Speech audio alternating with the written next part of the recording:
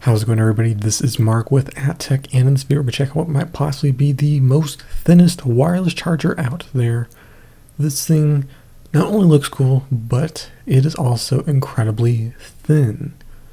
There's two main things that I really like about this, which are pretty awesome. First is that it looks really cool. I love the little valley style with glossy plastic and the stainless steel look. All of it is plastic. However, it does look pretty nice. We do have a ridiculous amount of cooling slots on the charger so that it stays cool when juicing up. There's a ton on the top, and we also got a lot on the bottom along with a couple of rubber feet.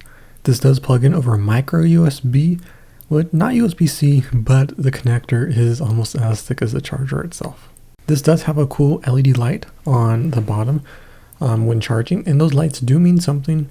The only problem is that your phone typically covers that, so you can't really see what they mean because there are lots of meanings for those lights, as you can see right here.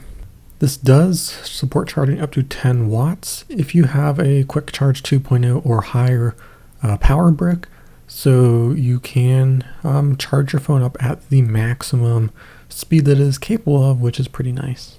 Of course, the main selling point of this is that it is super thin and light, and also looks pretty awesome at the same time. My only issue and complaint is that because this is plastic and the matte plastic, it looks very greasy at times if you get your fingerprints on it. And also the glossy plastic on the top also gets lots of fingerprints. So it may not be the cleanest look and might be a little hard to keep looking great. But other than that, I really have no complaints. It looks really awesome and it works how it should. So if you have any questions at all, let me know in the comment section below.